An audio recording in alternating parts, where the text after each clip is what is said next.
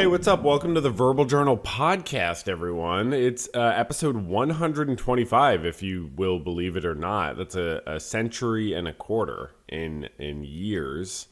But it's not years. In years, we've been doing this 2.5 plus years. We've been doing these video episodes for, I actually don't know. We're not at a year yet, I don't think. We started around episode like 74 or something. And this is a public episode. So welcome to the public. And I'm so happy that you're here. And I promise you are in for a jam-packed episode. I do not make promises lightly. I thought really long about whether I should make that promise. But then I looked at the doc here and the script. Everything I say here is scripted. And I was like, whoa, this is jam-packed. Can I call this jam-packed? And my producer, Donna, was like, yeah.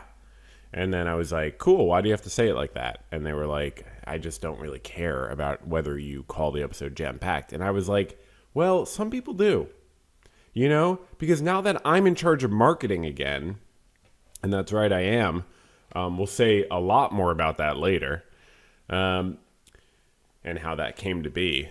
Because I know we get a lot of interest in those types of things. No, but we do have a jam-packed episode, very, very much. And let's just kind of get going. I'll give you a rundown of what you're in for. But before I do that, just a little just to kind of orient you to what's going on. I'm the guy from the What's Therapy channel, so that's why you're probably here. You are here on the Verbal Journal podcast productions realm. And I now can announce that there's a Clips channel. So if you're new and you're like, what's the deal? Check out the Clips channel. Not every video is about Dave Rubin, okay? I have a lot of other things I'm interested in. And these are some really interesting clips from the last year or so of the podcast. So VJP Clips, accessible through the podcast channel or the main channel. Got it in the posts. You know, you'll find it. You're all very smart, for the most part. If you're still listening, you're smart. You know what I mean? We'll see about the comments. No, I really have cultivated such a great audience on YouTube. I'm honestly so thrilled. I don't really, I guess, talk about that much. I think about it a lot, but it's actually so cool. I've done a lot to try to make sure that only the nicest, coolest people stick around. And I think we have, we don't have a community, which is fine. It's probably better that way. But we do have nice people who come and comment and leave thoughtful comments. So I appreciate it. And thank you to the patrons and the members that make this. They don't make it possible, but they make it more fun in a way. It's nice to get compensated. So feel free to, every third episode of the pod is public, but I do this every week for the members and the patrons, which is kind of cool. I think people appreciate it. I enjoy it. At first, this really was going to be just spewing my thoughts, but it's become kind of entertaining, frankly. Okay, so here's what we're in for today. Here's why I say today is jam-packed. Because I know I said jam-packed and people were like, could you cite your sources? Here's what I got. Okay, so we'll start with the horizontal integration, talking a little bit about the channel. I got an article related to something from the channel.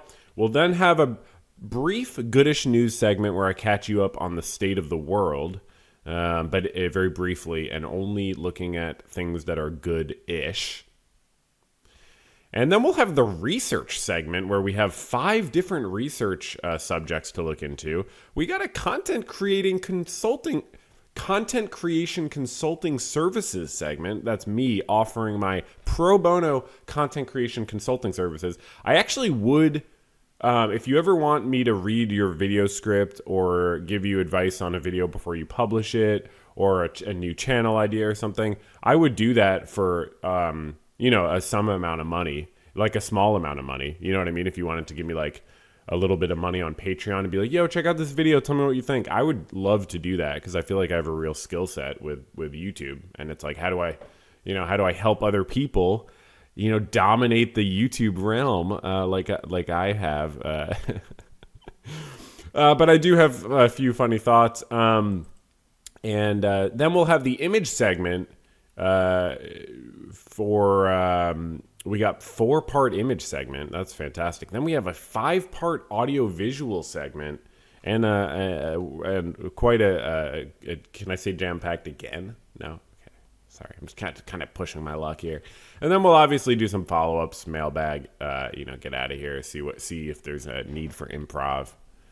I'm playing hard to get with the improv. I am, and I will acknowledge that.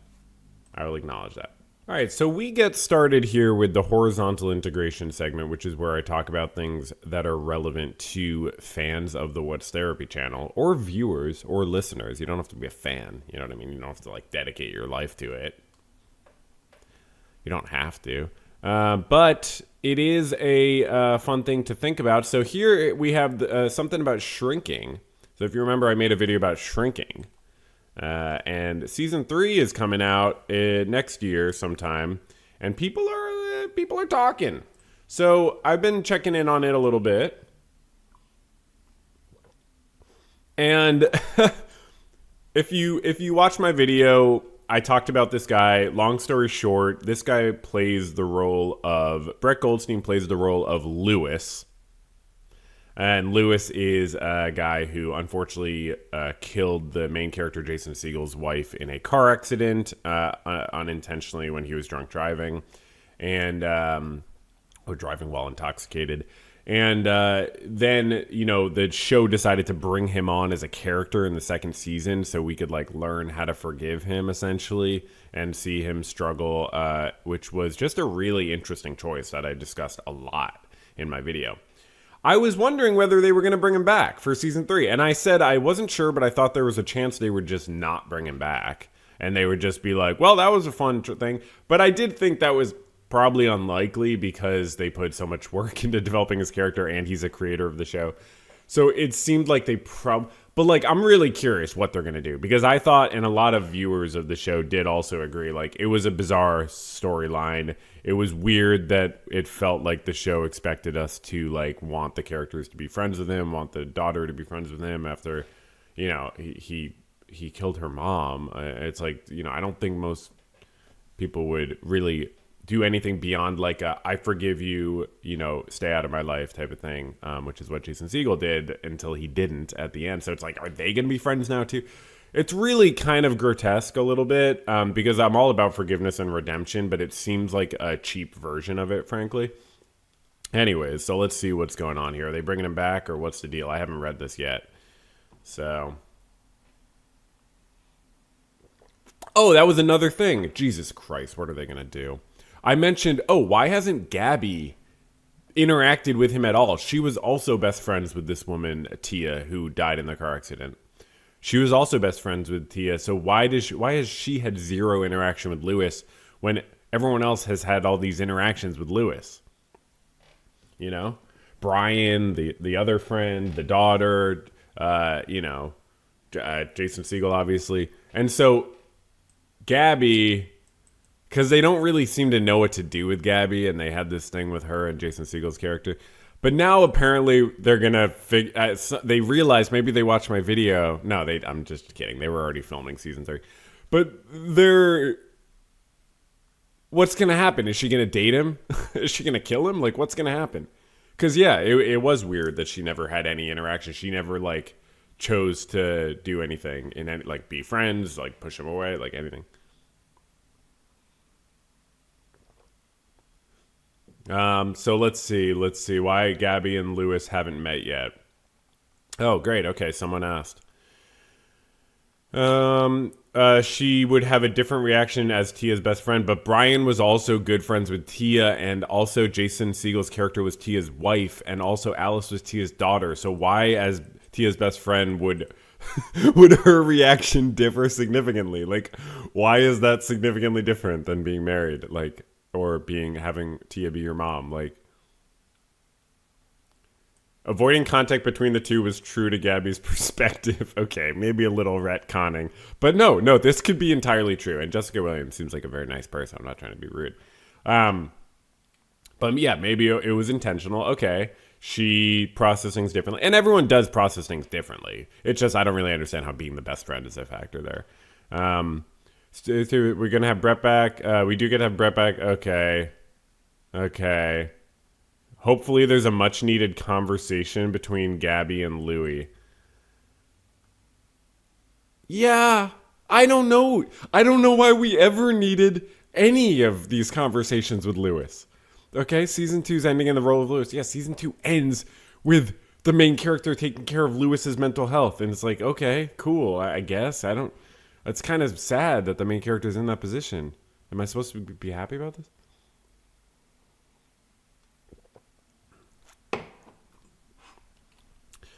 All right. Okay, what's going to happen? What's going to happen? Season 3 is now expected to bridge a gap of space for Gabby and Lewis to finally confront it. Okay. Life out. Yep. Okay. Yeah. Okay. Sorry. Sardani.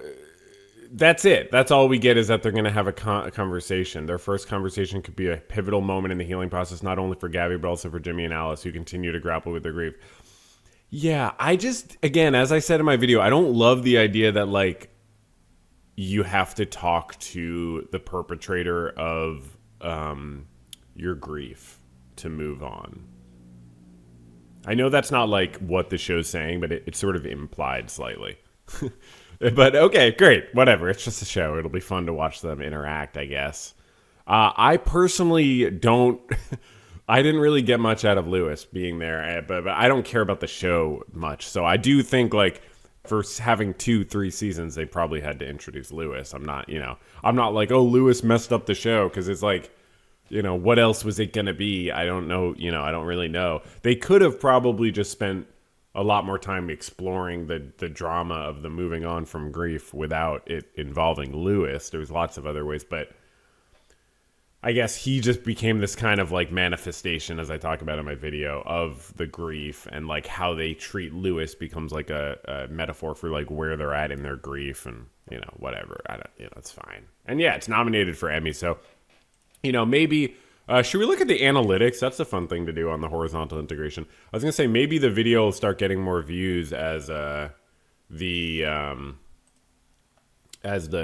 get the not just the third season coming out, but people getting hyped for the third season coming out. In general, the views on the channel have been going up. I just wanted to pull this up for you. Is this going to show it? Yeah, this is good, right? Okay. So this is just the views for the last month. They've gone up. This doesn't really show it, I guess. Yeah, it does. Like because the ethics are strange has really gone up. I mean, and then, yeah, I don't know. This doesn't really show it as much as but yeah, you can sort of see the views have been going up. It's been nice. So thanks everybody for viewing stuff. From like 1,000. Why is it? I feel like we were looking at a graph last time. Oh yeah, they had the ages, but like only separated by gender, so they didn't have age overall. They only had it separated, and I had to do some addition. It's like, come on, YouTube, you know what I mean? What's the deal here? So anyways, someone can complain to YouTube about,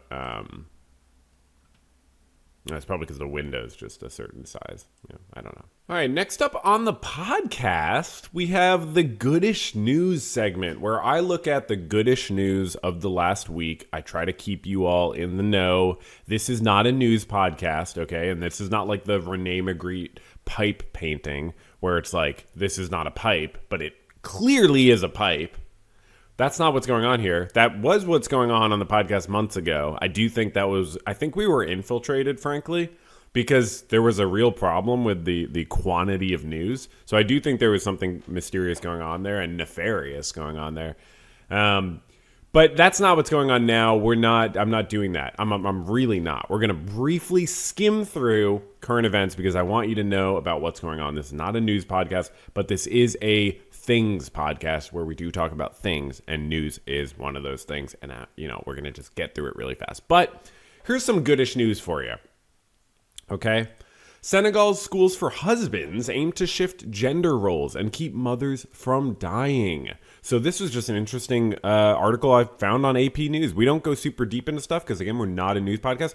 But that's a great idea. Schools for husbands, we need that too. Schools for men, stuff to counter really unhealthy messages about men and masculinity. I mean, really, like, men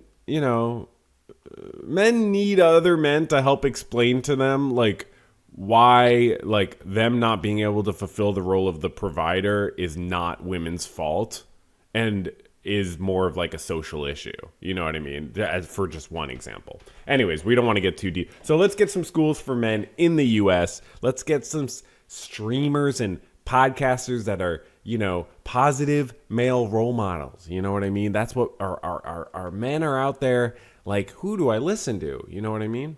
So this looks nice. I mean, this is a boy. That's more of a boy than a man, in my opinion. But, it's good for everyone. So he looks kind of bored. He's like, I just want to, do other stuff. But hey, you'll benefit from this later in life or sometime. Judge appoints receiver to sell off Alex Jones's InfoWars assets to help pay Sandy Hook families. So actions have consequences and words are actions. And boy, this entertainer is a pathetic excuse for a human being with the way he has used his power and leverage. So I look forward to that power being stripped away from him progressively as he loses any semblance of audience that has...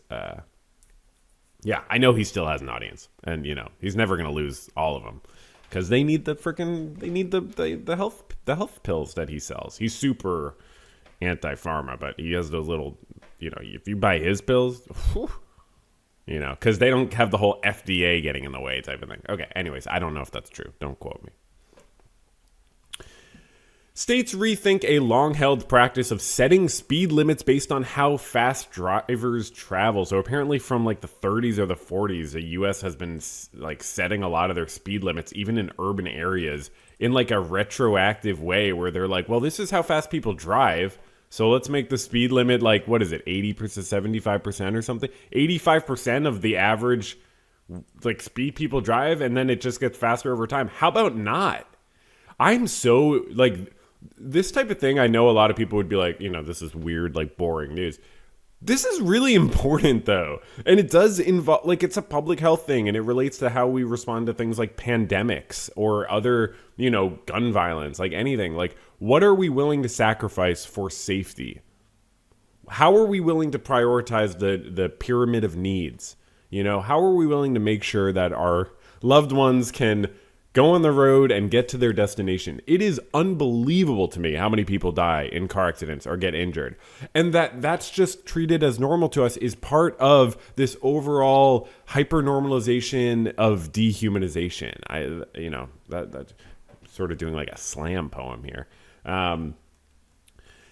But no, seriously, I mean, look, I don't think the speed limit should be 5 miles per hour, but I mean, if you lower the speed limit 10 miles per hour, okay, and then hundreds or thousands of people are alive at the end of the year because you did that, how is that even debatable?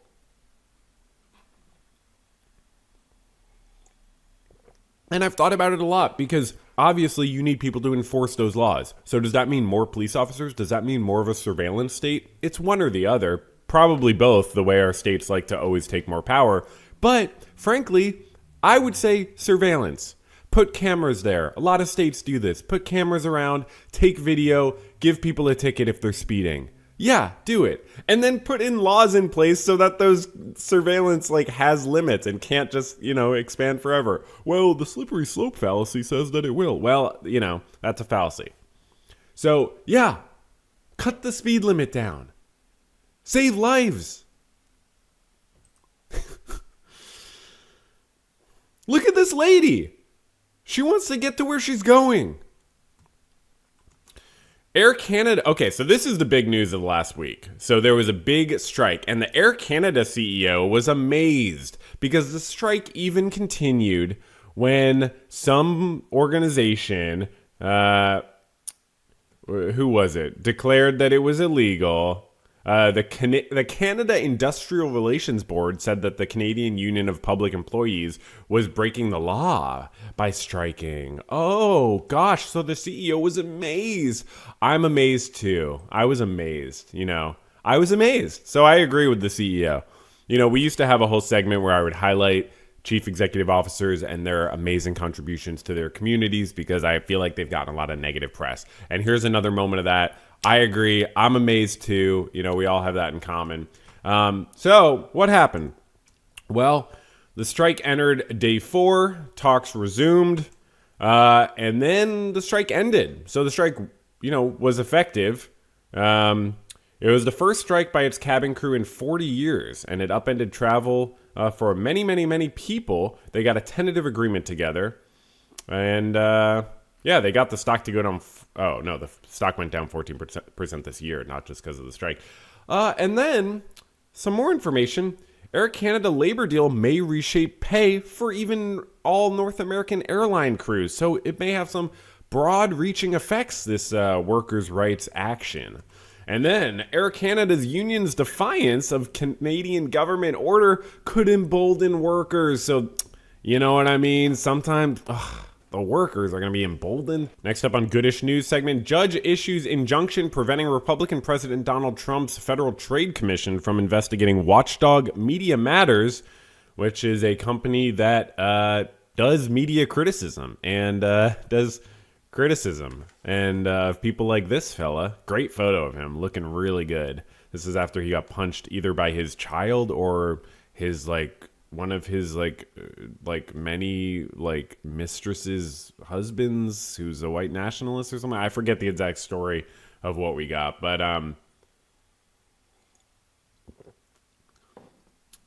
something it was some fun story of someone punched this man in the face. It's hard to know who it could be because there's so many suspects. There's so many people with a justifiable what they would think is a justifiable cause. Obviously, there's no justifiable cause to hit someone in the face unless it's self-defense. So if he was attacking his child and his child punched him in the face, then it's okay. But I don't know that was happening. And he has a lot of children, so he's 15 children. So if you started attacking one, there would be the risk of the other one attacking and joining in. But that's why he keeps them apart with different mothers, so they can't all attack him at once, I think. I'm not sure. Don't quote me on that. Anyways, so apparently you're not immediately yet allowed to just investigate and prevent companies from looking into you. I didn't, read the whole article yet, so I don't know exactly. Astronomers spot tiny new tiny moons around Neptune and Uranus. I don't really know anything else about it, but it seems good to me. If that makes me a terrorist reporter, so be it. Author Sally Rooney pledges donation to Palestine Action, which is a group that the UK has called a terror group because they oppose the genocide of the Palestinians by the Zionist ethno-state of Israel, which is supported by the UK and the US and a lot of other countries around the world. It needs to be stopped. Israel needs to be stopped. This is insane. They are committing genocide in front of our eyes. This is not okay. Violence is not okay. And so it's amazing for public figures to come out, support Palestine Action. I don't know if you're a celebrity who has not spoken about Palestine. I don't want to ever hear from you ever again or ever see you in anything ever. I don't care if you're a musician. I don't care if you're an artist. I don't care if you're an author. What would you think about someone in 1940 not speaking about Hitler, not saying, hey, I saw something in the news. It was on page 8. It seems like he's killing a bunch of people. Should we move that up to page 1? By the way, I got a clip on the VJP Clips channel about how the New York Times covered the Holocaust. A lot of common misconceptions about that. They did a terrible job covering it. Anyways, so yeah, speak out. Speak out. It's not okay to not speak out. Yeah, it's not okay. U.S. pediatric group breaks with federal policy, recommends COVID vaccines for young children. Wait a second, but children are like superheroes. Did they get sick? I have a video on the main channel about how many children had died from COVID years ago. Many more have already died from effects of COVID. Let alone get long COVID and lasting issues.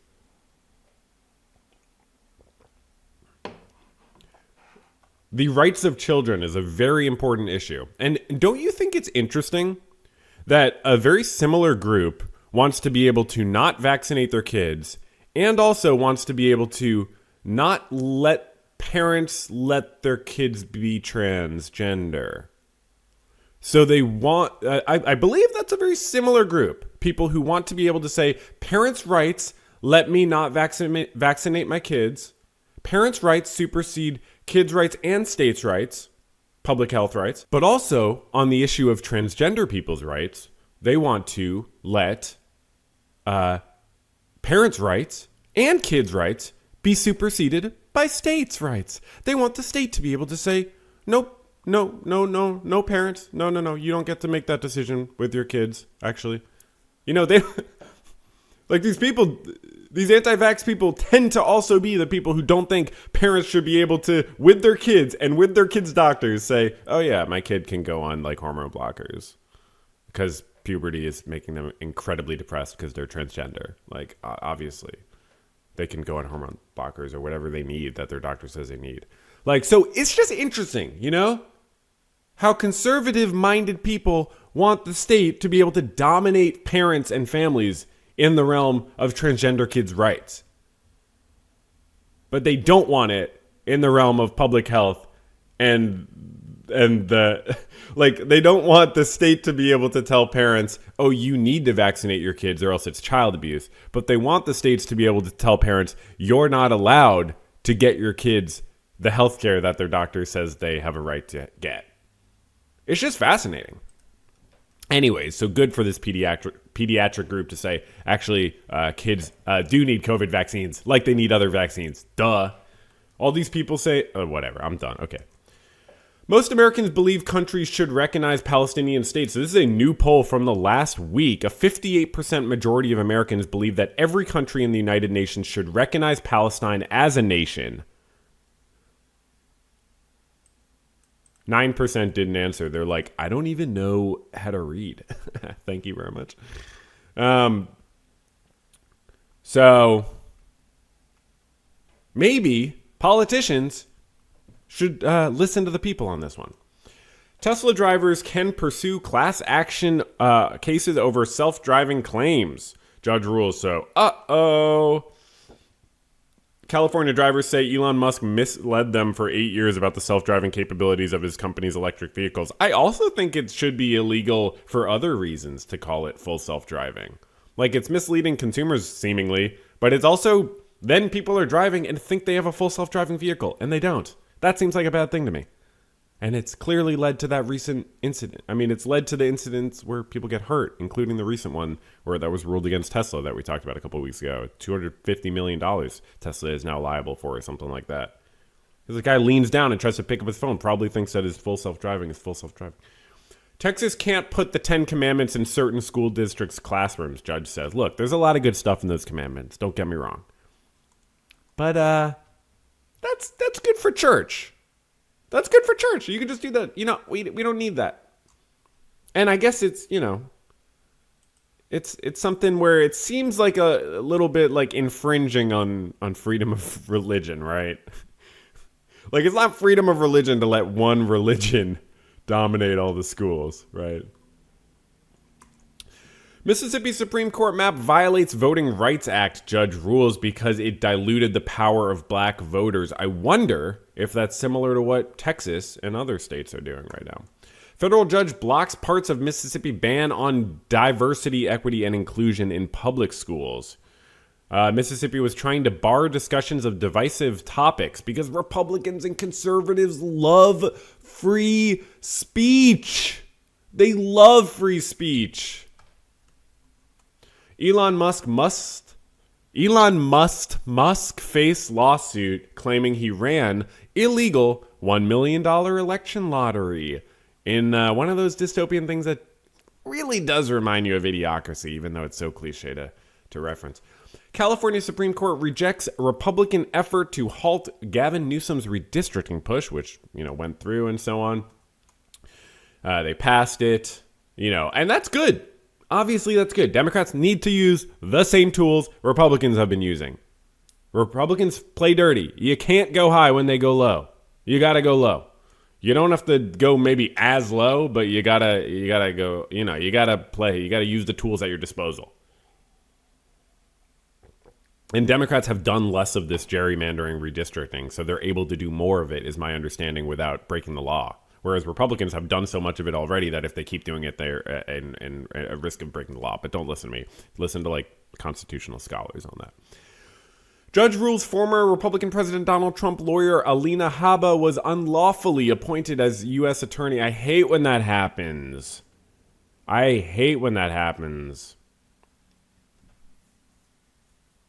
She's been unlawfully performing the functions and duties of the office.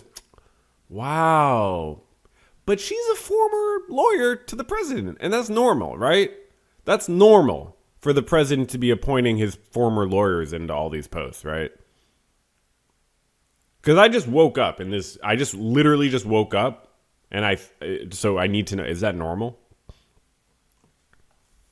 She has a T for Trump around her neck. That's how much of a loyalist she is. Isn't that wild? Florida must stop expanding this just following orders facility where they are arresting and detaining people and limiting those people from exercising their freedom of association, where they're taking people away from their homes and communities and schools and workplaces and moving them into a detention camp and into this, I don't know if gulag is technically the right word, a prison camp. They're removing people from their communities and moving them into a prison camp and taking away their freedoms. But that's actually not what the judge was ruling about. This is because there are environmental issues. They're violating environmental laws with the expansion of this just following orders facility.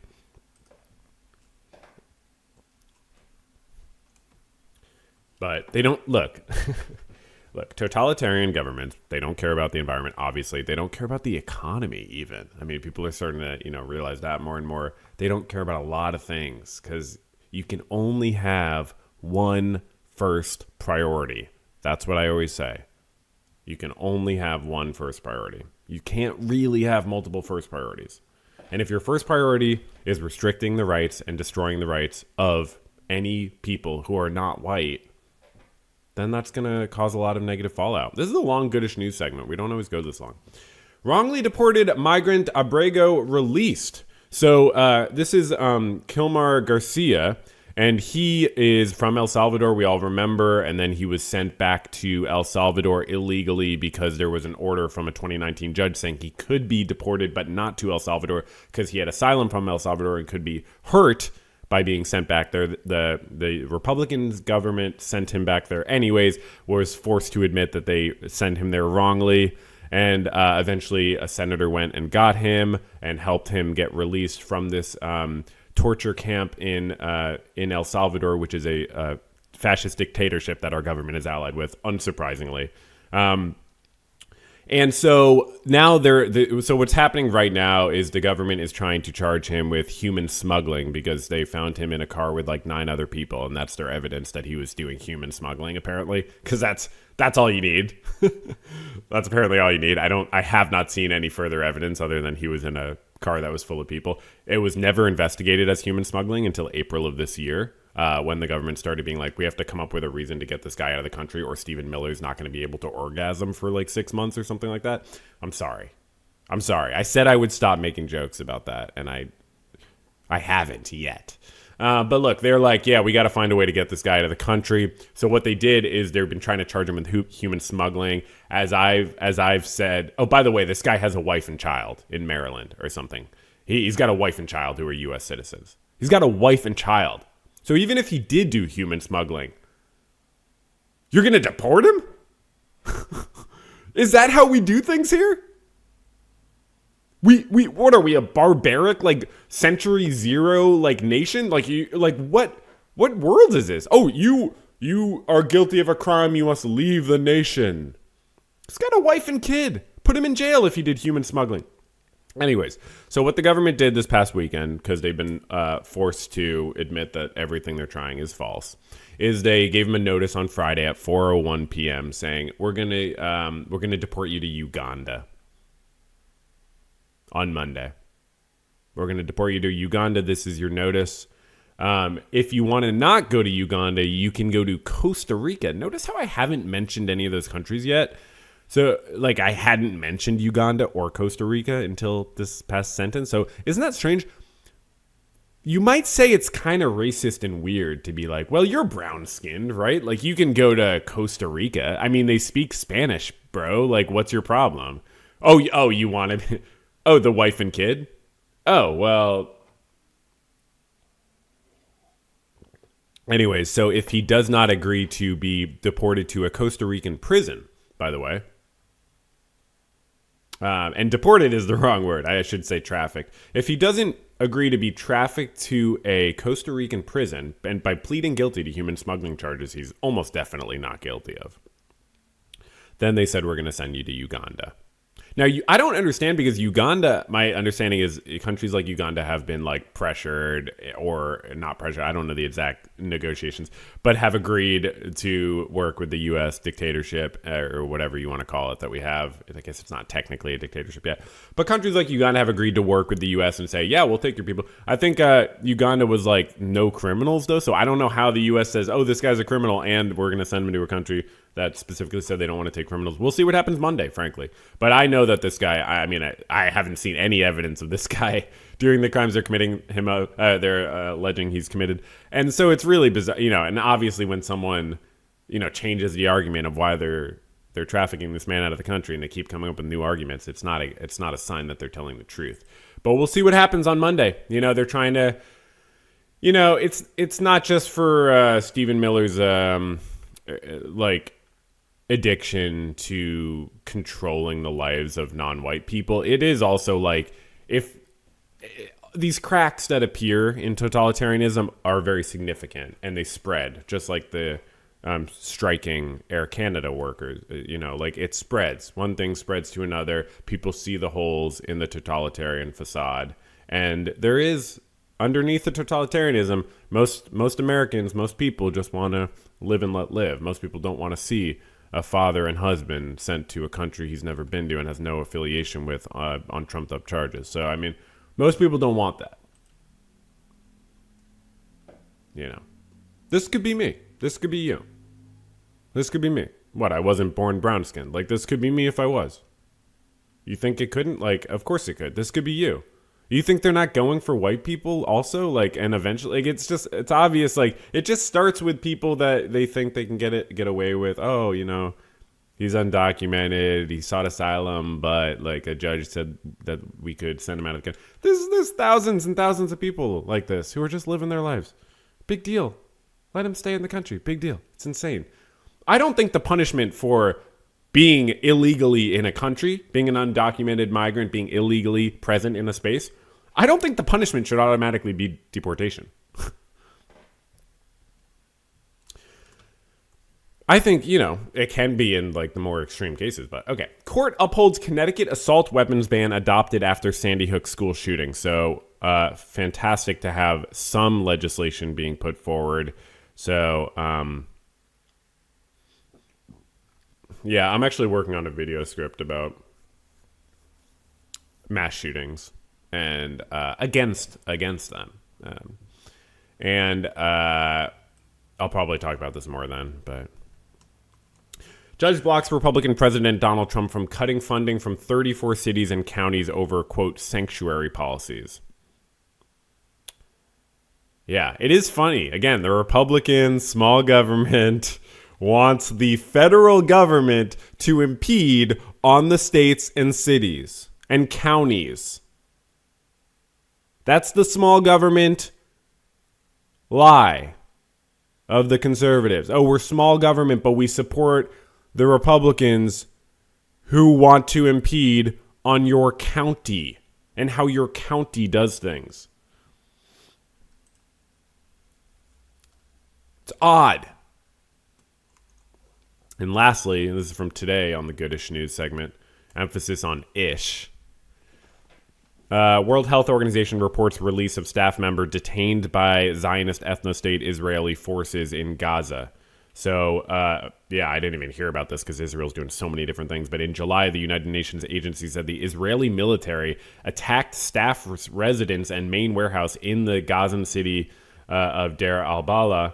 And during that time, 2 of its staff members and 2 family members were detained by Israeli forces. 3 were later released, while 1 staff member remained in detention. So this person has spent 4 weeks in jail. That's what detention is, by the way.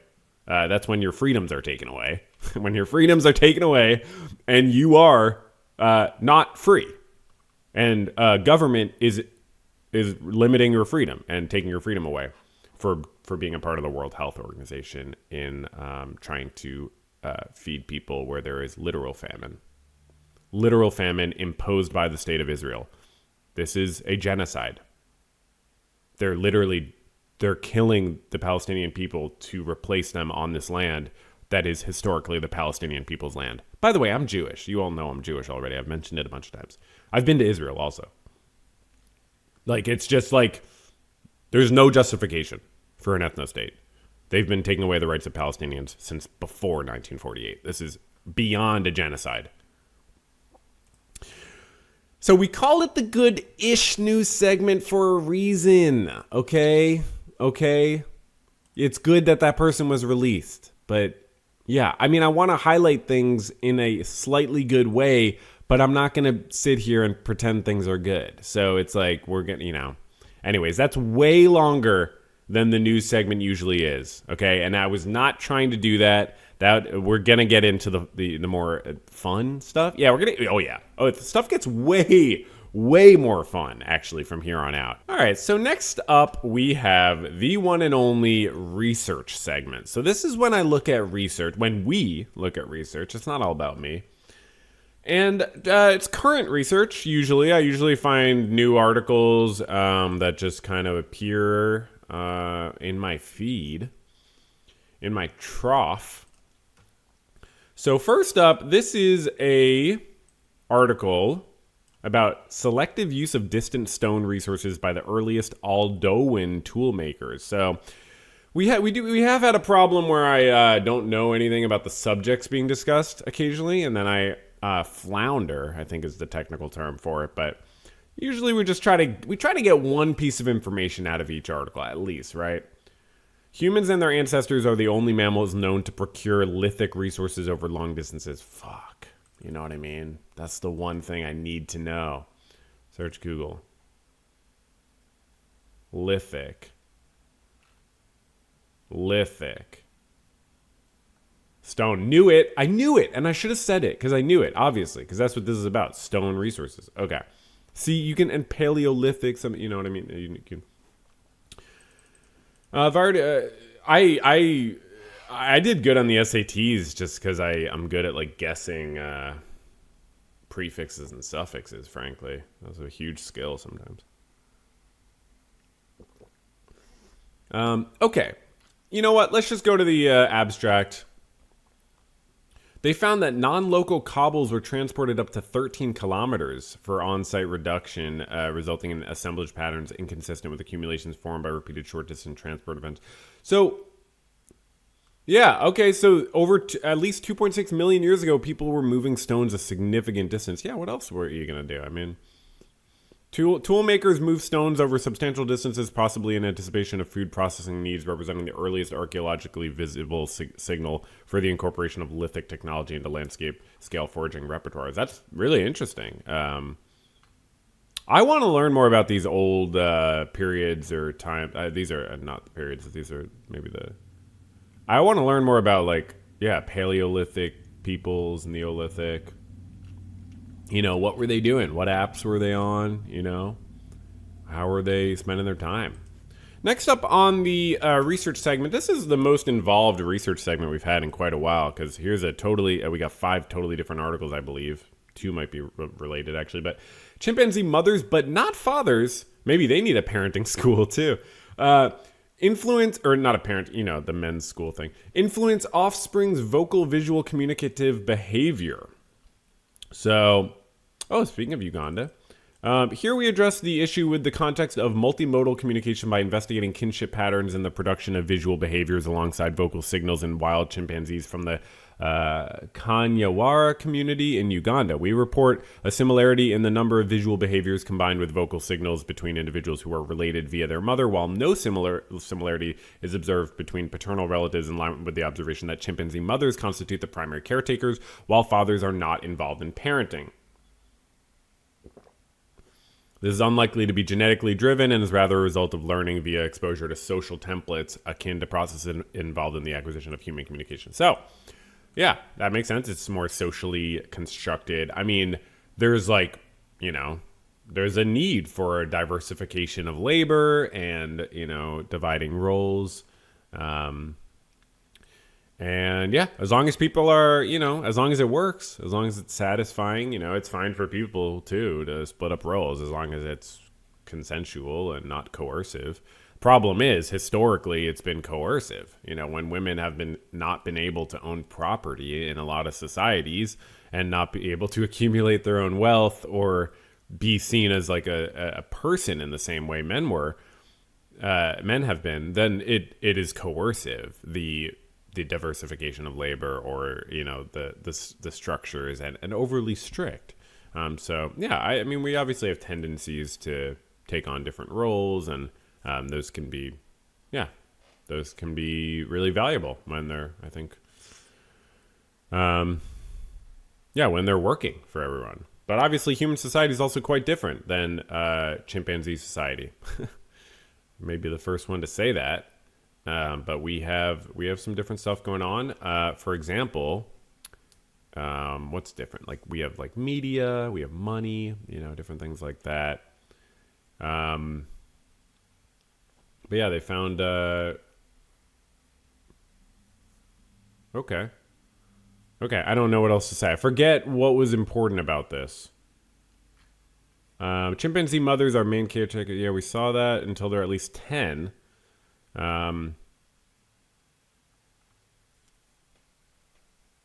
Okay, so interesting, I guess. Fathers seldom contribute to offspring care and therefore fewer social learning opportunities given to their kin. Cool. That's, yeah. So, I think what this article is trying to say is that I think this is directed to chimpanzee males. And I think it's saying, hey, come on, start pulling your weight. I'm pretty sure that's what the researchers are trying to say here, is that, chimpanzee males could start pulling their weight a little bit, and hopefully they'll read this and start maybe considering a different approach. Conflicts of interest in federal vaccine advisory committees. This is a new research article that was just put out, and we don't have access to it. View full text. Oh, no. Download PDF. Really? Okay, but yeah, this was an important one because I saw an article about this. And it's a legitimate concern. We have these federal vaccine advisory commissions, and we obviously want them to be not too biased, not have significant conflicts. RFK obviously has expressed a lot of vaccine denial and skepticism about things that are scientifically verified and studied. And he, got rid of like a lot of the people on one of these advisory committees. He has stated that these committees have 97% conflict. So we are going to get some they don't even have the abstract. You know what I mean? Like, that's weird. Okay, and I did try to go to Sci-Hub and I couldn't get it. So let's just get reporting on it. So here's an article of reporting on it. This is from schaefer.usc.edu. Oh, conflicts of interest were at a historic low. So they're citing the article we just could not get access to.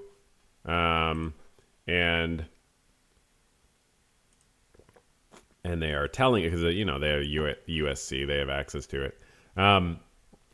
Conflict of interest among vaccine advisors dropped considerably over the last 25 years. So Oopsies, RFK was lying. He fired an entire federal vaccine advisory panel. This is the guy who started and ran Children's Defense Fund, an anti-vax organization, for many years, and probably has blood on his hands. Not like animals' blood that he like slaughters and then like eats raw or something like that. Like actually humans that he's responsible for their death. Just look into his history of promoting anti-vaccine ideologies all around the world. So, yeah, apparently rates of conflict of interest were very low on a lot of these panels. And, yeah, much lower than ever before, apparently. Interesting. High in the early 2000s, peaking at 43% for this one, and then 27% for the other. Since 2016, an average of 6.2% of the ACIP is the Committee on Immunization Practices, and 2% of the VRBAC, which is the Vaccines and Related Biological Products Advisory Committee, have reported a financial conflict of interest. And less than 1% of reported conflicts in both committees were related to personal income from vaccine makers. So, oh, wow. So conflict of interest have actually gone way down on these two committees. Interesting. So that means that RFK was blatantly lying to everyone's face, and the people who bought it are really poor judges of truth value. Interesting. Huh.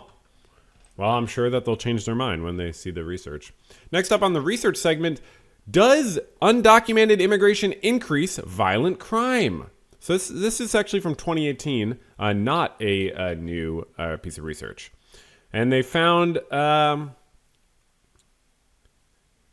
so they looked at from 1990 to 2014 in all 50 states and Washington, D.C., which we'll talk a little bit more about later, I think.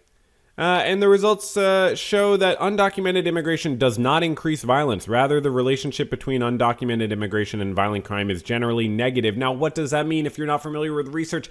That means opposite. That means the more undocumented immigration, the less violence. And the more violence, the less undocumented immigration. Interesting. Not always significant, but also it's okay. It doesn't have to be a negative relationship. There is not a positive relationship, is the point. Using supplemental models of victimization data and instrumental variable methods, we find little evidence that these results are due to decreased reporting or selective migration to avoid crime. We consider the theoretical and policy implications of these findings against a backdrop of the dramatic increase in immigration enforcement in recent decades. And again, this is in 2018. Another article on that subject, law-abiding immigrants, the incarceration gap between immigrants and the U.S. born 1870 to 2020. This is an article from 2023. Very long. And as a group, immigrants, so not just undocumented, this is just immigrants have had lower incarceration rates than U.S. born for 150 years. Now, obviously, right? It's kind of obvious. Like if you're an immigrant, you're a little bit more on your toes, you're a little bit more cautious. It's kind of obvious for that reason alone, in my opinion. And relative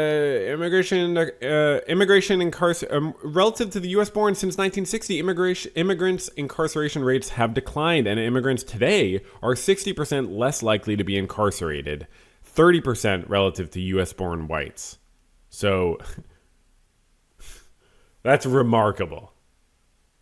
That's a huge, huge difference in likelihood of being incarcerated. The relative decline occurred among immigrants from all regions and cannot be explained by changes in immigrants' observable characteristics or immigration policy. Instead, the decline is part of a broader divergence of outcomes between less educated immigrants and their U.S.-born counterparts. Interesting and probably very worth reading in depth. Lastly, on the research segment, classic Maya response to multi-year seasonal droughts in northwest Yucatan, Mexico. So this might be in the category of don't really know what I'm talking about, but let's see. They present a subannual rainfall record from northwest Yucatan, Mexico, derived from an annually laminated stalagmite spanning. Annually laminated stalagmite. That's like a band name right there. spanning 871 to 1021 CE. Interpretation of the stalagmite oxygen isotope record is supported by bang bang bang bang baboosh. Results suggest political activity at major northern Maya sites, including okay, so there's a lot. Okay, and then it declined. Oh, that's kind of a bad sentence to have the verb right after like a significant. It just kind of makes it hit less hard. So the political activity declined at different times relative to droughts, implying differential cultural responses to climate stress. Yeah, I saw this linked in an article again, and I forget what the point exactly was. But if we go to maybe the conclusion or the discussion, maybe they'll make it a little bit more clear. So there was an extreme drought that lasted for 4 consecutive years, interrupted by a single wet year. Okay. And the implications for Maya society, famines caused by drought-induced... okay, using both the complex... Okay, evidence... Okay. What are we getting out of this? So people responded differently to environmental stress. Okay. This is very interesting if you know things already and are able to make sense of what's being communicated, you know. It would be my sort of main takeaway there. But hey, the point is Maya people are not a monolith. They do all kinds of different things in different ways. And you can think about that on your own time. But this is the research segment. And now we've done it. We're done. I recommend reading research. I recommend getting used to reading studies. You can skim them. You know, reading them in depth is very necessary to really get the point, but you can certainly skim them and understand some of the basics. Okay, I said it would get fun, and it will. You know what I mean? Or maybe you're having fun already. Let me know. Write into verbaljournalpodcast@gmail.com, and let me know what you're feeling right now. You know what I mean? About the podcast. Or just whatever, I guess. Okay, so next up we have the Content Creation Consulting Services segment, which is not always a segment, but if I come across a video and I have something I'd like to say, I like to say it on the pod. As I said, I would actually do this for money. If you want to give me, $20, $30 to watch your video and give you comments on it. My rate is flexible, but I would enjoy doing that, so... but here I do it pro bono on the podcast, just for the love of the game. Now, first up, I do not know this channel, and I don't mean to make any broad statements about this channel.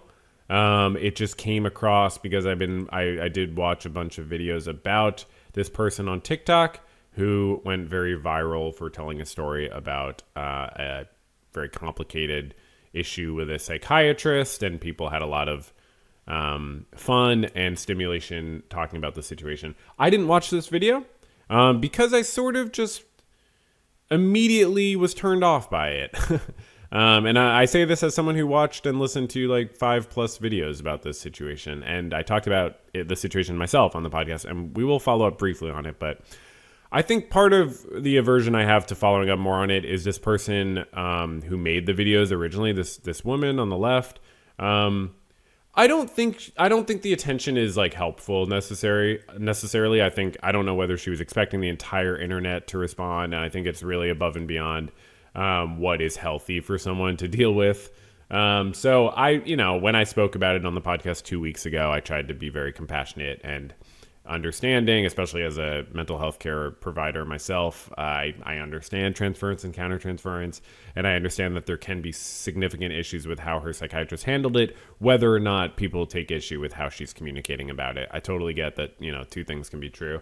And it did lead to pretty important conversations for people to understand transference and countertransference. Like, a lot of good did come out of it. Like, I want this person who made the TikToks to know if I'm sure this has been really stressful for her. And I think she's taken a break from posting about it, but, it probably did lead to a lot of good as well. But just like, I didn't watch this video and just was not interested at all. Again, I don't know the channel, and it's obviously a very big channel, but first of all, she's a woman. Okay. And I know that's going to sound weird, but she's a woman, dude. And like, I know that this guy's, or like this person's probably in like his early 20s or something. So like, you know, it's normal to still call people girls, I guess. But like, she is a woman, and it is good to just call her a woman. Like, it's not a huge deal. But the blend of calling her a girl and then calling her delusional and obsessive is not a good look. And as a therapist, I just want to make it clear, like, look, here's my two sides of this, because I'm not like, oh, don't use the word crazy. Don't use, don't use the word insane. I'm not like that. I use those words all the time. But I don't use them to talk about a person. I don't call a person crazy or insane. I don't throw around the words like that. If I do, call me out, because I definitely don't do that. Unless it's like, I don't know, maybe like, Dave Rubin or something. But I don't think he's insane. I might just throw around the word and not care or something. But no, generally, look, so it's two sides. One, people use words. Lay people use words. People are going to use delusional. People are going to use obsessive. And if you put your story out there on the internet, you got to know people are going to be doing that. I don't like it. I don't like that people use words like psychotic and narcissistic all the time.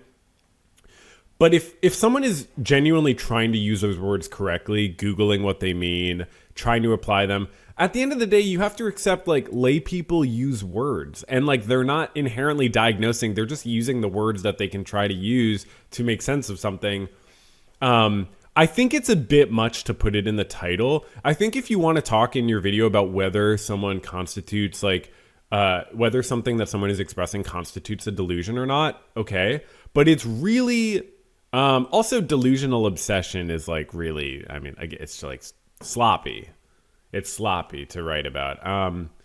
It's like that's just it's a weird. You're trying to jam two clinical words together in a way they don't really go together in a clinical context. Again, lay people use whatever words they can. It's not a nice way to write about her, though, dude. Like, it's not a nice way to talk about another person. And I think you could have still gotten hundreds of thousands of views without calling her a girl, without calling her delusional in the title. And like saying that someone is experiencing a delusion is also different than calling them delusional. So it's just like using behavior language versus identity language. And like, just give me a break. You don't know this person. So anyways, if you're going to talk about someone as having a delusion, try to take it a bit more seriously. Even though you're a layperson, you're allowed to throw around language. Maybe don't put it in the title. Also, you didn't need it at all. You could have just said the girl who fell in love with her psychiatrist. Again, she's a woman. Just call her a woman. I know I'm not trying to speak for women. Many women will call themselves girls. It's not an inherently bad thing. But as a guy, or as a content creator, it's just a little bit respectful to like treat the person as an adult. Again, didn't watch the video. I'm sure this guy is nice. I'm sure his channel's good. Oh, that's funny. His sponsor is a ZocDoc, and he's talking about a psychiatrist. That's pretty funny. Anyways, I would just try to be a little bit more careful. You're already getting an hour and a half of content from this person. Like, maybe just try to be a little bit respectful of her. She's not like evil or like a bad person, You could criticize someone without like kind of missing the mark a little bit. Okay, but to bring some positivity to the content creation segment, this is not really consulting. I just wanted to mention I love this video by The Elephant Graveyard. And I feel like I stumbled across his channel a while ago and didn't really get it or understand what I was seeing. And he does do kind of a variety of stuff. This is a fantastic video. And this dude knows about Joe Rogan. He must be like a former listener of Joe Rogan or something, because he has like deep cuts. And I mean, he really does a good job of connecting the dots on the different types of unethical stuff taking place. It's really quite good. So I would recommend this.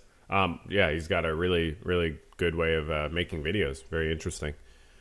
So that's the content creation segment. A little bit of consulting, a little bit of positivity into the mix. So Okay, so wait, just to follow up, maybe you're saying, well, this is not a cult. Is it a real cult? He's misusing language here, just like the other guy in the title. It's like, it's not the same. And also, like, cult. Like, when you talk about communities that are terrified of criticizing their leader, it's not outlandish to use terms like cult.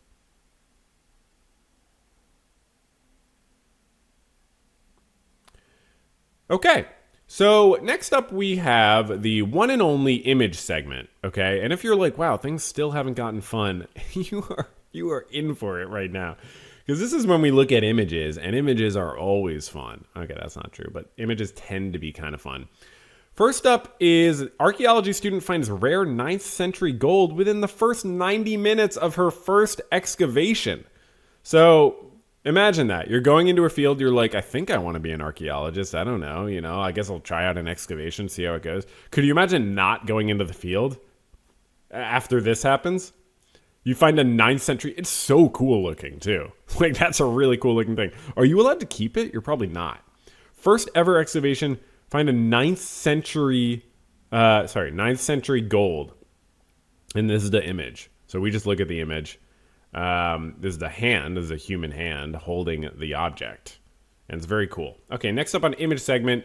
This one's interesting. Campaigners want to change the world map to show Africa's bigger because if you're not aware, the maps are not the territory. So what I wanted to show you is this. It's a little bit, it's not the most conventional image, frankly. I will admit that. I'll grant that. But it's cool because it's got like 2 images and you can slide it. So this is the one we're used to, I think. No. This is the one we're used to. Yeah, I guess. I don't know. I'm not used to seeing it so zoomed out. But the Mercator.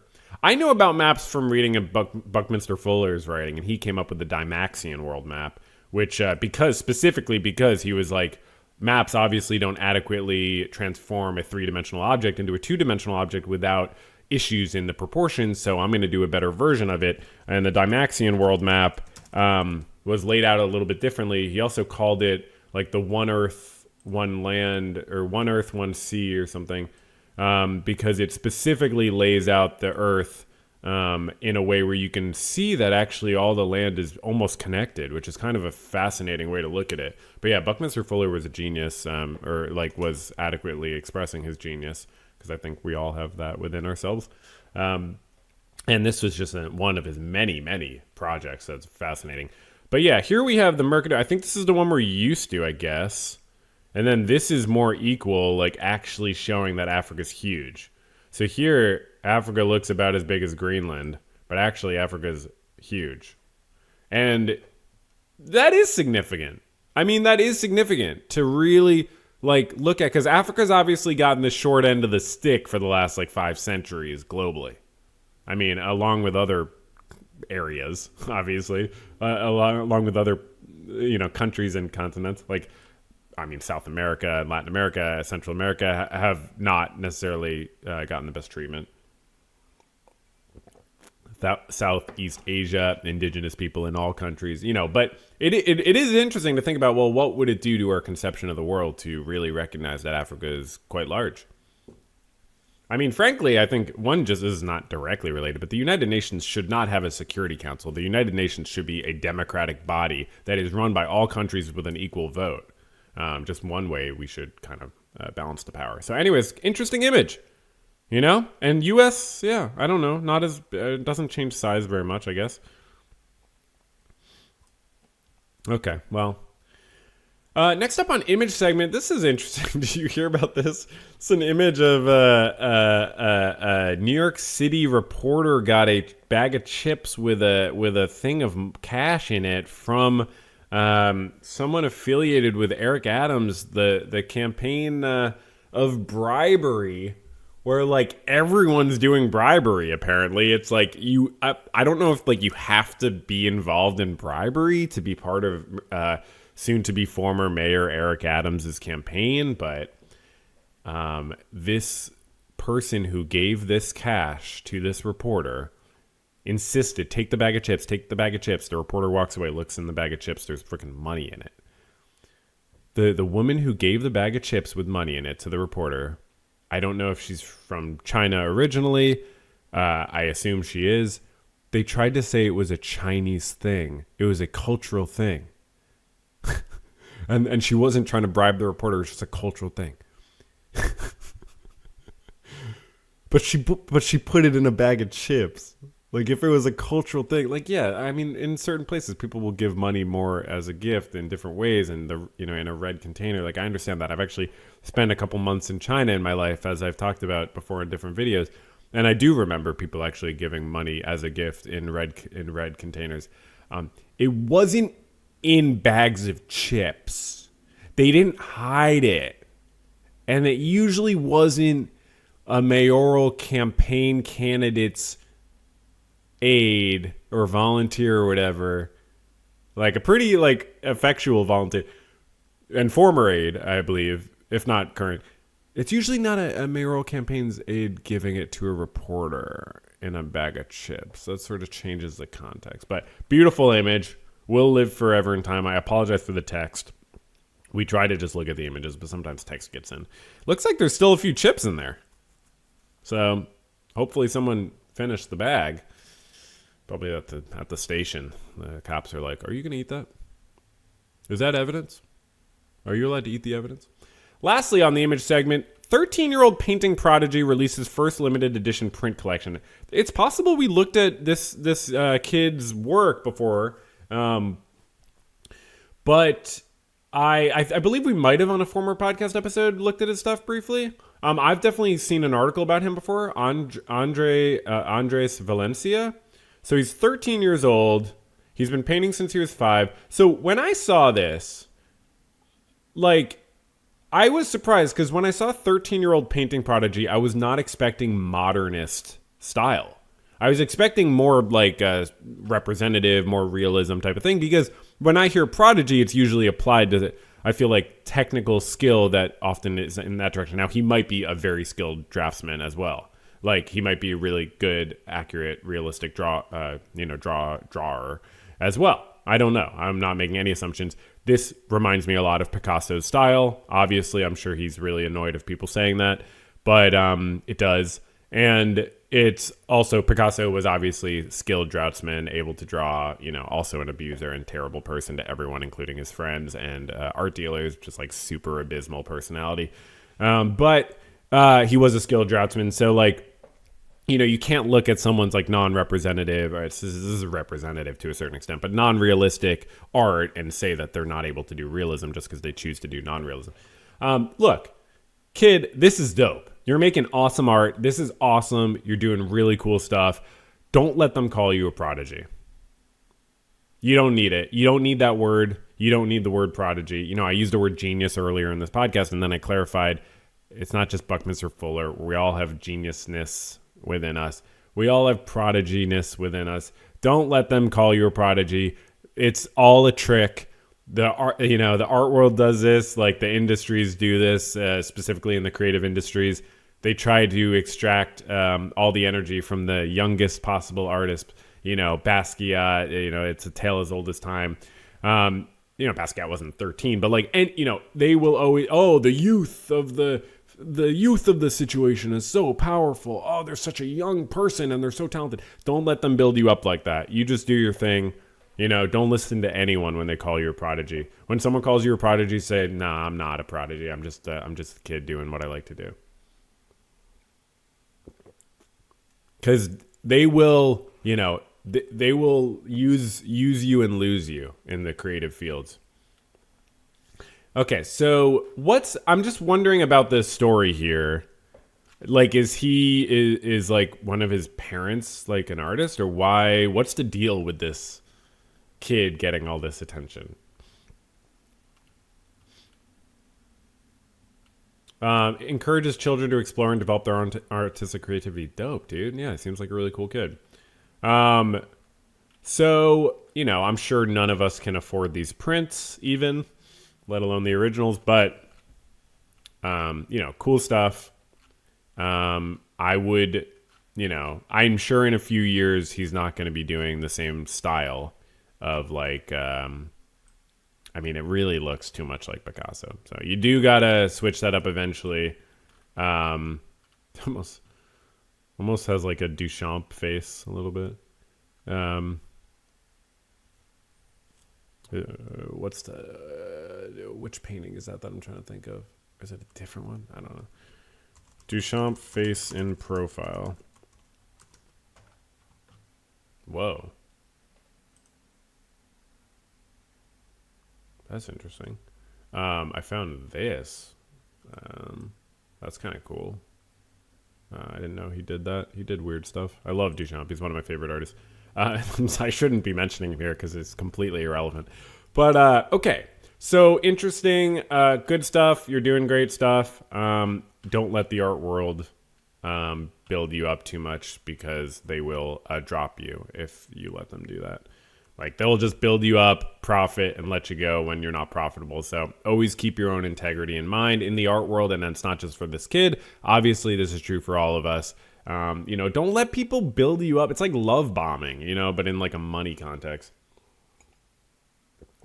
Let people build you up in valid ways, but, prodigy and stuff, like, just don't even bother with that. I am confused, though, about that. Like, I actually don't get, like, why we do that. Like, we just do that to specific people, and why don't we spread out the love a little bit? I don't know. It's just like, there's something I'm trying to say that I'm not really putting my finger on here, but let me know what you think, I guess, in the comments. What do you think about prodigies and the prodigal sons of our art world and so on, and sons and daughters and NB kids and so on. Yeah. All right, so now we got the audiovisual segment. All right, and this is when we look at audiovisual stimulation, and then we have a sort of like we go ooh, or we say wow, or something like that. So okay. First up, we have, this is fantastic, huge piece of artwork called Butchered. Yeah, keeping on the art sort of beat here.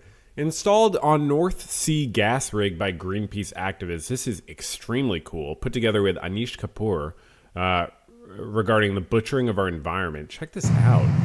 They got these professional climbers. If you're a climber and you work with Greenpeace, that is so dope. You know what I mean? Like, people should all be saying, what skills do I have and how can I contribute those to the global fight for justice, climate justice, social justice, justice. And I love this. Climbers getting involved to help an artist see their work through. They did not have permission to do this, but they said, we're going to do it.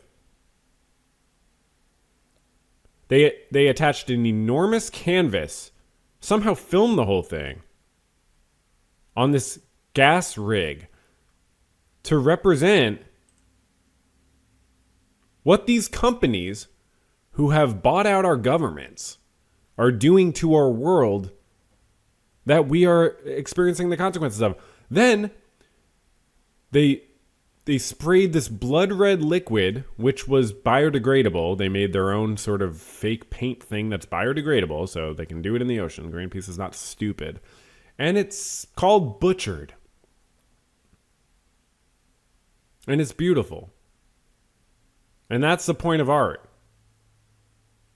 This is the point of art. To do something meaningful, to make people understand something. Doesn't matter what. Well, sometimes it matters. So really just a beautiful work of art. Really amazing. And they did it. And they got away with it. It's really fantastic. Next up on the audiovisual segment, we got first of its kind video shows a human embryo implanting in real time. And I believe, this article didn't show the video. I believe this is the video. Let's see if it looks the same.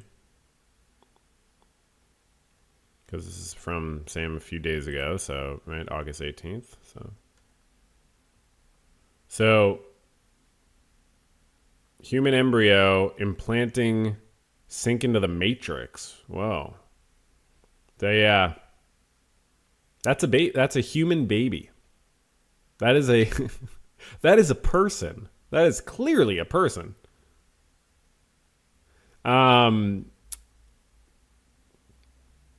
Yeah. Oh, clearly a person. Wow. Oh, hey, how's it going? Oh, I'm sorry. I thought that was a person that I was sitting in front of talking to. I'm sorry. I got confused for a second. Apparently, it's just an embryo. Very cool, though, regardless. I don't really know what I'm seeing, but I guess this is,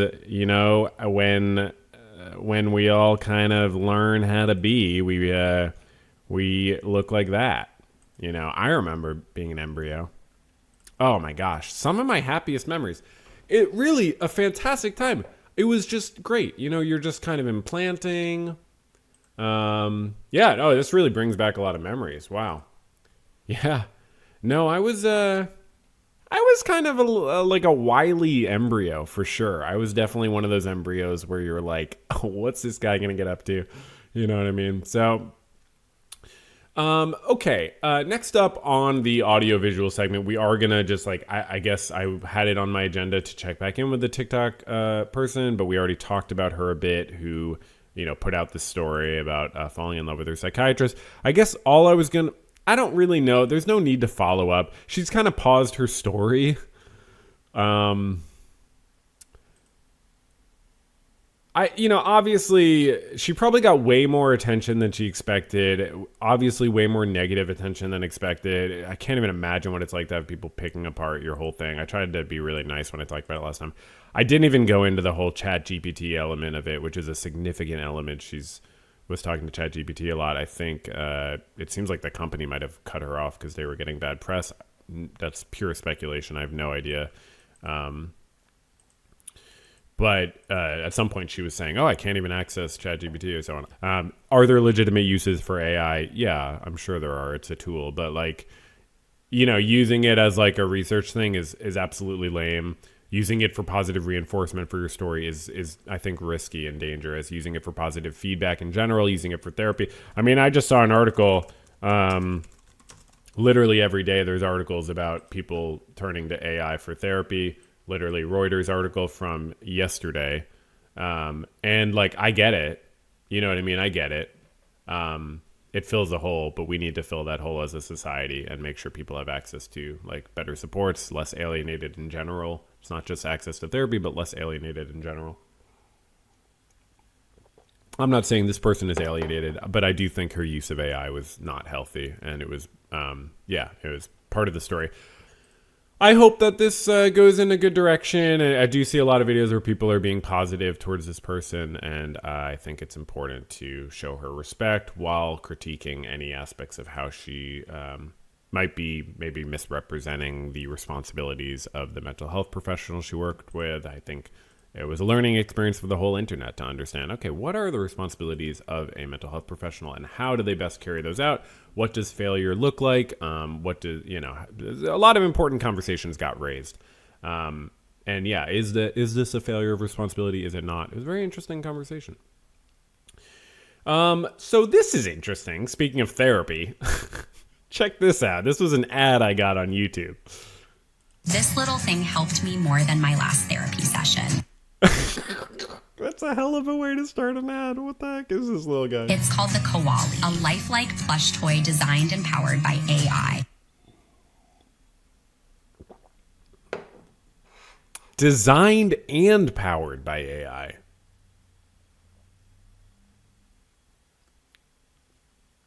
It makes you feel loved, supported, and helps during tough times.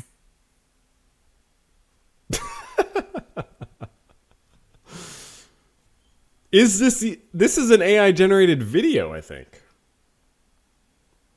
5 fingers, okay. The koala uses AI-powered motion sensors that gently react to your touch, so when you cuddle it, it actually cuddles back. It's the kind of gift your girlfriend would love you for. Would love you for. I love you for that gift you got me. This is a really high definition photo. And it's a video. Wouldn't stop hugging. The brand is so confident you'll fall in love with the koala. They'll refund 100%. Maybe they didn't have a brand name when they made the commercial, so they're like, the brand. 100% of your money if you don't. So click shop now and thank me later. Oh, that does not look like the video. Oh, I didn't even watch this far. Ooh, no offense, koala. but you might need a yassification. Of your money if you don't. So click shop now and thank me later. Ay, ay, ay. Ay, ay, ay, bro. You gotta trim it up or something. I mean, I understand, but like... Wait. And then they just rip off Daft Punk? Is that legal? Are you allowed to use a Daft Punk song in your commercial without Daft Punk's rights? Insane. Someone report that to Daft Punk. Daft Punk, if you're watching this podcast, get koala. Get koala. I want to see that koala got. So anyways... This little thing helped me more than my last therapy session. I like that you don't know whether they mean last as in most recent or like final. They're like, yeah, I stopped going to therapy. Are you kidding me? When I heard about this mechanical koala toy, of course. I called up my therapist and I said, I never want to speak to you again. How dare you not tell me that there was a toy that could do what you're doing?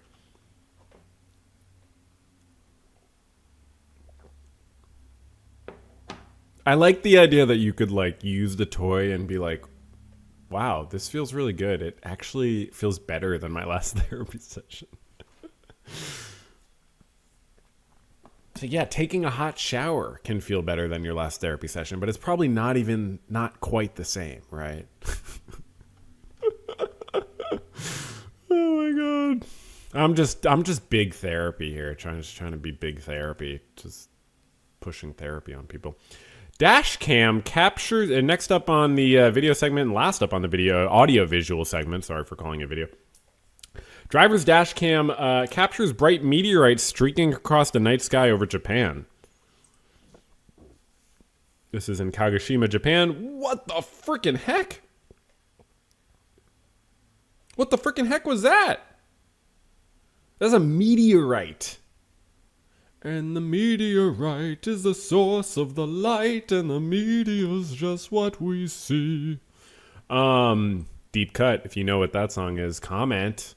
Okay, so, and you're not allowed to look up the lyrics, just so you know. Okay, so, and I hope I didn't get we might have a DMCA strike because I sung that really accurately. Yeah, and sometimes I like to check in with Dave Rubin's podcast, but he's taken a month off, and they even skipped a week. This person is charged with sexual assault in the UK, but not convicted yet, so just charged. And then Sage Steele, who I assume just has no political beliefs at all, or she just seems like a total opportunist. But yeah, they skipped a week. I didn't even watch the last one. It's like they don't have Dave. He's taking a month off to focus on, making some deals with other foreign governments. I assume. That's just an assumption. Pure speculation. Yeah, I'm so annoyed about so anyways, we're not going to watch any of this today, but I'm so annoyed about I knew the Republicans would do, weed legalization. They're probably going to do it. The thing we really don't want is if they start doing like Medicare for all and stuff. That's really scary. That's National Socialism at that point, is when you're like, oh, we're going to do socialism, but just for white people or something. You know what I mean? Because I would not be surprised if they're like Medicare for all, but we're going to have all these conditions that seem like it's not just about race, but is just about race. So anyways, I don't think that's going to happen anytime soon because that's a little bit far-fetched. But you do see these sort of populist motions, and it really makes me so upset with the Democrats for not listening to the public on issues where they can really earn a lot of popularity. I mean, look at the approval ratings chart is crazy. Like to see how Joe Biden lost his approval like so quickly in his administration, like went from like 65% to like 40%. Like it's because they're just afraid of winning. They don't want to give people anything they want. So yeah, it's really like disconcerting to see weed legalization put forward by the Republicans because it's obviously like a popular thing. A lot of people just want it to be decriminalized or illegal, and it's an easy kind of token to give to hide all the other ways that they're restricting people's freedoms. All right, so next up is the follow-up segment, which is very important because this is how I make sure I never get canceled. I never even get called out, frankly, because I'm calling out myself. It's a defense mechanism. It's a coping strategy. and it's an effective one. So let's look back at the previous episode. Let me call myself out for a few things. Let me follow up on a few things. Whoops. Brian Kilmeade is so cute. Oh my god, that's awesome. Okay, so yeah, let's just check out a few things here. So first up, there's something early on in the episode. And I'm willing to acknowledge, because we've been really procrastinating and sort of avoiding. There's been some clinical levels of avoidance here with the improv, and I'm willing to acknowledge that. I'm in the action stage of change, I would say. So that was apparently not true, because I was clearly not ready to do improv and act on that motivation. So I was still in the preparation stage of change, because I did not do improv. And I'm not sure if I'll do it this episode. I sort of wait. I improvise whether I do improv, which is kind of a fun thing. All right. So next up, we have another follow-up here. Value your feedback and that feedback loop of joy. It's always hard to label segments like these that go in between segments. I probably won't label it. False. I did label it. I called it parasociality interlude. So, all right. Next up, we got actually something very soon after. You know what I mean? So it's just between you and me. Our secret. Sorry, I'm laying it on a little thick. But yeah, because it was the parasociality episode. But that was the second time I said laying it on thick. I apologize for using that expression twice in a relatively close proximity. Next up, I don't want to get called out for this stuff. You know what I mean? I know you all are about to call me out. We looked at a chess game. Youngest female player to beat a GM, I believe. She was like 10, and she just beat a grandmaster. And we were looking at the game. And I said something that I think was false. Yeah, because and then eventually now Black resigned. I guess Black did not resign. It looks like it was a timeout. How did I know that? I think it said at the end. Right? Did it say that? Yeah. See, it says time at the bottom. But this is a classical game because it's in the British Championship. So clearly, it's a long classical game where they each have hours. So timing out is essentially a resign. You only time out if you're going to lose. And yeah, Black here is just down. There's no getting out of it. The rook is pinned to the queen. Black just made a move. Black made a move before resigning, I believe. So yeah, white could take the bishop. Queen takes back the knight, but then the rook is pinned to the queen. And then this white rook probably moves over, pins the knight to the rook, and things are just falling. Oh, I'm sorry. I don't even know if white has to take the bishop because the knight's also guarded by the bishop. So there's like all types of different threats.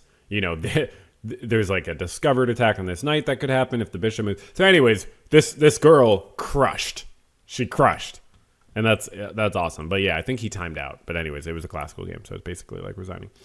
All right, next up, we got a lot of follow-ups today. We really do. I was quite sloppy last episode. Maybe just with the parasociality, you were all just making me so happy that I was sloppy. Okay, let's see one more thing. Effects meta-analysis with 30 effect sizes from 21 studies yielded a significant and relevant positive effect of violent video games on subsequent physically aggressive behavior. So they had 21 studies, and they found a fairly significant effect size. Okay, before I make a follow-up, that is funny that it's 21 studies and the effect size is R equals 0.21. That is just a weird coincidence. Reduced effect, but some effect when controlling.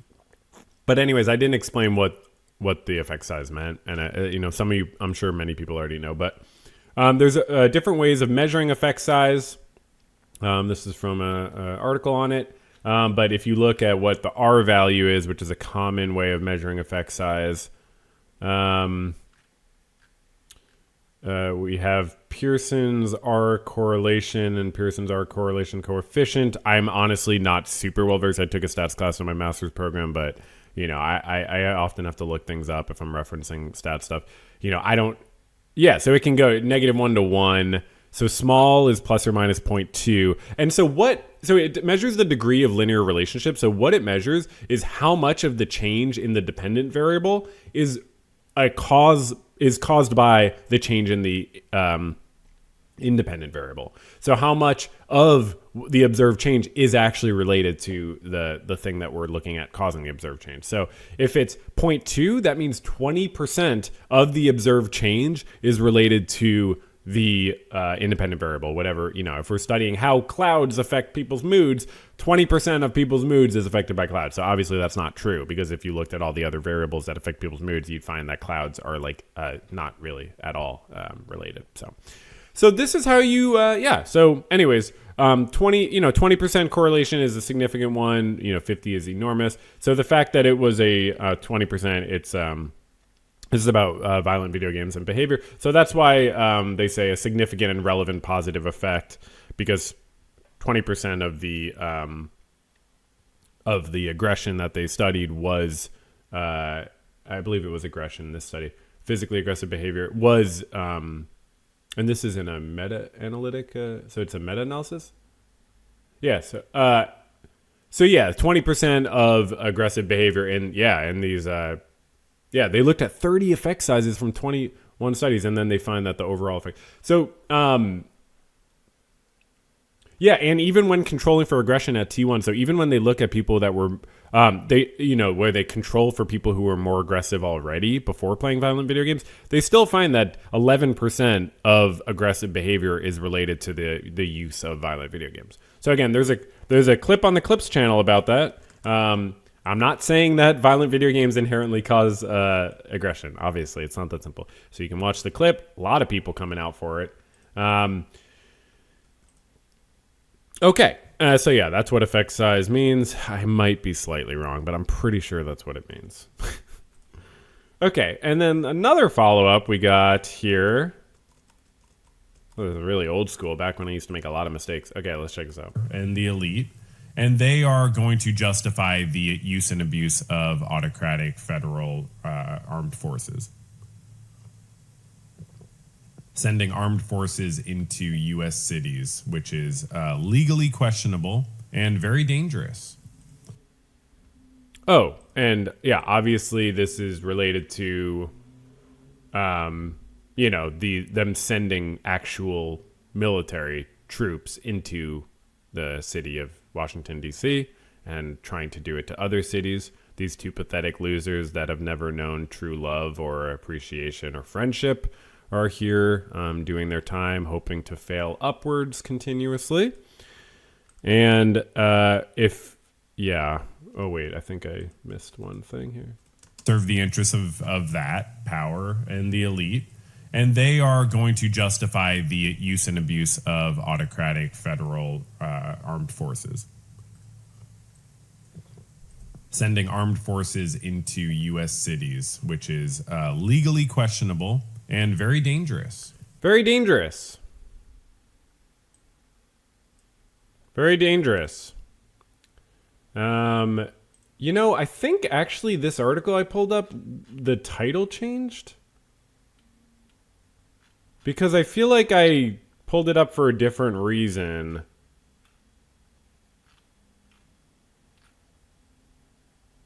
Yeah. Great job, AP. You're really doing amazing work. Reminds me of yesterday I saw an AP article. They called Ghislaine Maxwell Jeffrey Epstein's girlfriend. As if she's not a convicted pedophile, a convicted sex abuser. They call her Epstein's former girlfriend in all these articles. Is that really the best way to call her? Is that really what you want to call her, AP News? It's like Reuters is like the only... and Reuters is biased too, but AP News, you're supposed to be like a professional organization. You call her Epstein's former girlfriend. She's a convicted sex criminal. Anyways, AP News killing it here, changing the title of this article, but whatever. I saved it because less than a mile from the U.S. Capitol this past week, an armored National Guard vehicle collided with a civilian car in the early morning Wednesday, trapping the driver inside until emergency crews arrived. The massive military transport designed to withstand improvised explosive devices in war zones towered over the crushed silver sport utility vehicle. Bystanders gathered. So just one instance of how it's dangerous to send troops into U.S. cities. But don't worry, because they're going to start carrying guns in some of the safest places. Some of the safest places. What were some of the safest places? Small government. Small government for you. Small government. Not totalitarianism. Small government. Oh my God, Obama's a communist. Joe Biden's a Hitler. But yeah, let's have the federal government send troops into U.S. cities to keep the peace. Some of the safest sites. We talked last week, Washington, D.C. has lowest levels of violent crime in 30 years. Unbelievable. Lastly, on the follow-up segment is one thing I forgot to mention about this gentleman who may or may not have thrown a sandwich at a federal agent. I forgot to mention that he was a DOJ employee and also former Air Force.